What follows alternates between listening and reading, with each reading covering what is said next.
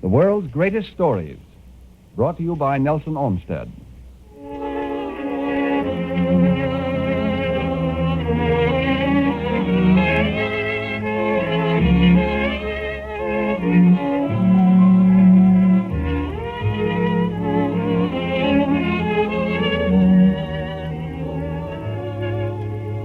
Millions of stories have been told, but some of them, by virtue of their intense dramatic power, will live forever. Nelson Olmsted offers something really new in fine entertainment, bringing you his unusual presentations of the finest fiction in the world of literature. Tonight, you will hear such a story as Nelson Olmsted brings you A Letter and a Paragraph, a dramatic narrative written by H.C. Bunner. And now, the world's greatest stories and Nelson Olmsted.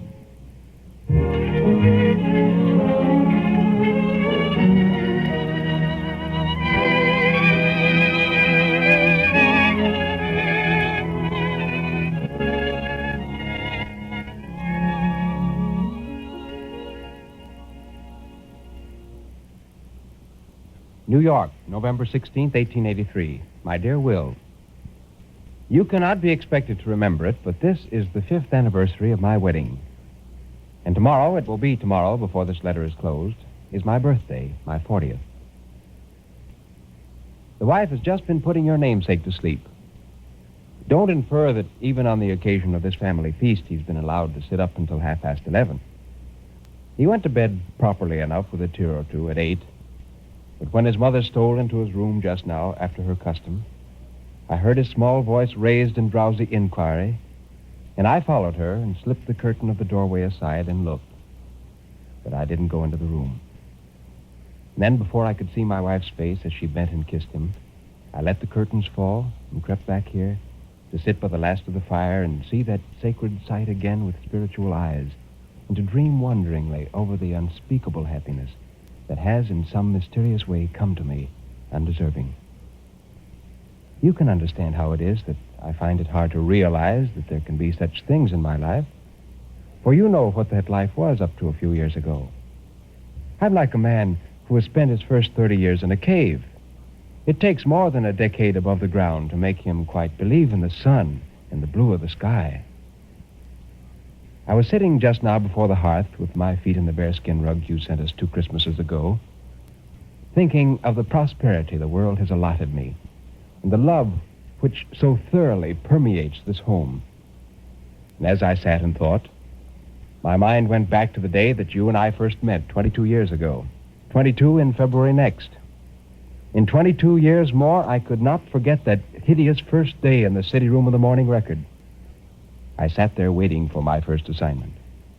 I was 18, poor as a church mouse, green, desperately hopeful after a boy's fashion, and with nothing in my head but the Latin and Greek of my one single year at college.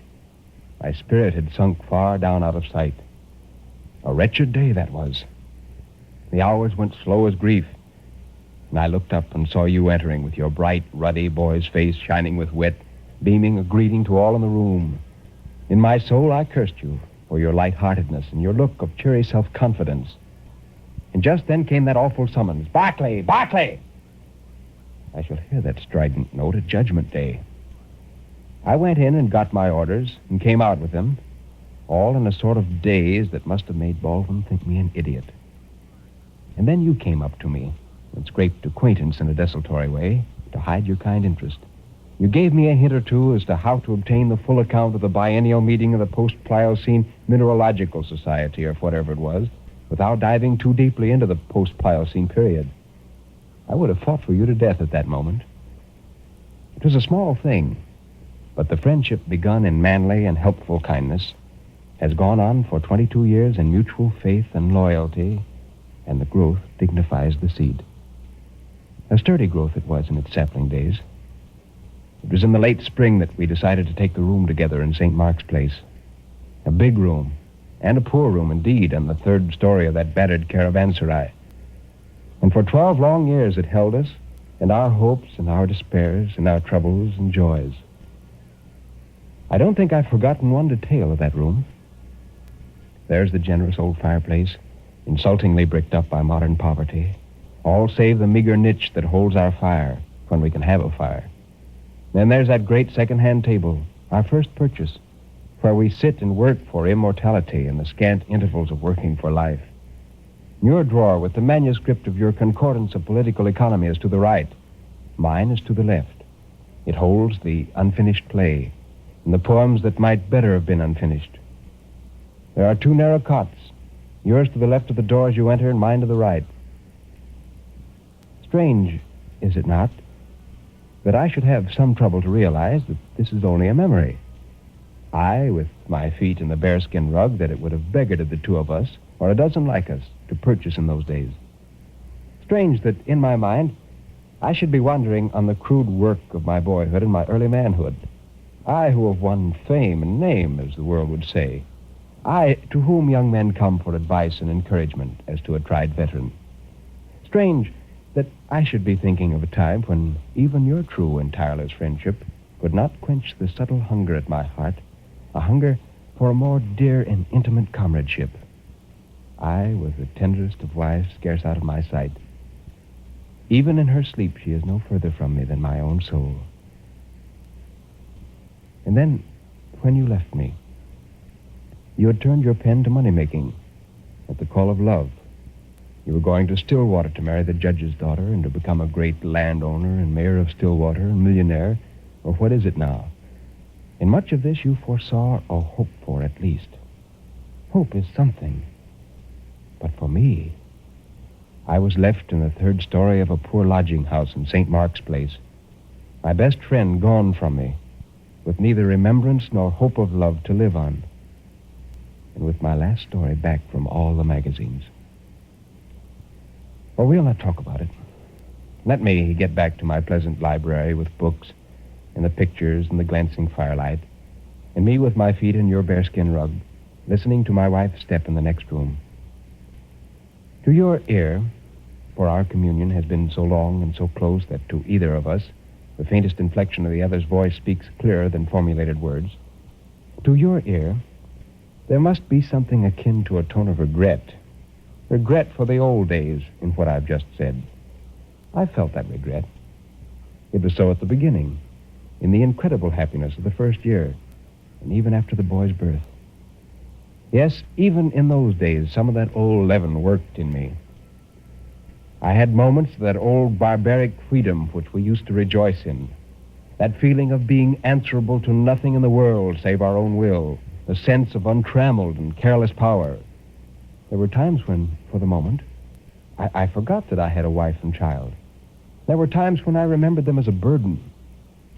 Why shouldn't I say this? It's the history of every married man, though he be married to the best woman in the world. It means no lack of love. It's as unavoidable as the leap of blood in you that answers the trumpet call. At first I was frightened and fought against it as something that might grow upon me. I reproached myself for the disloyalty and thought, what need had I to fight? What need had I to choke down rebellious fancies while my wife's love was working that miracle which makes two spirits one? Is it not wonderful that I should wish to give expression to the gratitude with which I have seen my life blossom? Thus, my thankfulness for the love which has made me not only happier, but I believe a wiser and better-minded man. But I know too well the hopelessness of trying to find words to describe what, were I a poet, my best song might but faintly echo. Bear with me, my dear Will, until I've told you why I've written this letter and what it means. I've concealed one thing from you for the last 6 months. I have a disease of the heart, and the doctor has told me that I may die at any moment. Somehow, I know the moment is close at hand. I shall soon go to that narrow cot on the right of the door, and I do not believe I shall wake up in the morning when the sun is in my eyes to look across the room and see that my companion is gone. For I'm in the old room in St. Mark's Place, Will, as you know, and it's not 10 years since you went away, but 2 days. The picture that has seemed real to me as I wrote these pages is fading, and the thin gas jet flickers and sinks as it always did in those first morning hours. I can hear the roar of the last Harlem train swell and sink, and the sharp clink of the car bells breaks the silence that follows. The wind is gasping and struggling in the chimney and blowing a white powdery ash down in the hearth. I've just burnt my poems in the play. Both the table drawers are empty now, and soon enough the two empty chairs will stare at each other across the bare table. What a wild dream have I dreamt in all this emptiness.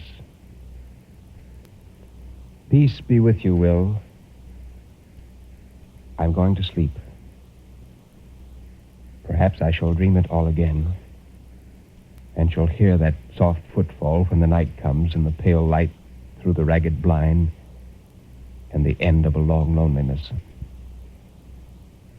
After I'm dead, I wish you to think of me not as I was, but as I wanted to be. I've tried to show you that I have led by your side a happier and a dearer life of hope and aspiration than the one you saw. I've tried to leave your memory a picture of me, that you will not shrink from calling up when you have a quiet hour and time for thought of a friend whom you knew well, but whom you may, perhaps, know better now that he is dead. Reginald Barclay. The paragraph from the New York Herald on November 18th, 1883. Reginald Barclay, a journalist, was found dead in his bed at 15 St. Mark's Place yesterday morning. No inquest was held, as Mr. Barclay had been known to be suffering from the disease of the heart, and his death was not unexpected. The disease came originally from Oneida County and was regarded as a young journalist of considerable promise. He had been for some years on the city staff of the Record. He had also contributed to the monthly magazines occasional poems and short stories which showed the possession, in some measure, of the imaginative faculty. Mr. Barclay was about 30 years of age and unmarried.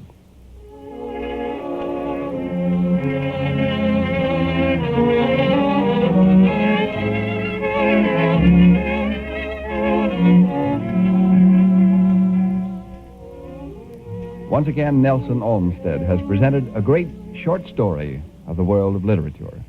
And now here he is with a closing word. A letter and a paragraph is from the pen of one of America's cleverest writers, H.C. Bunner, who lived from 1855 to 1896. In this story tonight, depicting a very sentimental, a very idealistic, a very artistic dreamer, is to me extremely vivid. A man who knows he cannot live, who feels death is very imminent, writes a letter to a friend in which he constructs his life as it might have been. I rather suspect that a great deal of this story Bunner took from his own life. He went to New York when he was very young to get his education, and it soon became apparent that literature was to be his career. He was a journalist and later editor of Puck. His stories are distinguished by a simplicity of motive. Most of them are underlined with a subtle humor, such as his famous Zenobia's Infidelity, which we will review before long. However, when we meet next Monday night, our story will be Italian from the pen of Massimo Bontempelli. The title is simply Mirrors, but the narrative itself will amuse you, I know. So try to be with us, won't you?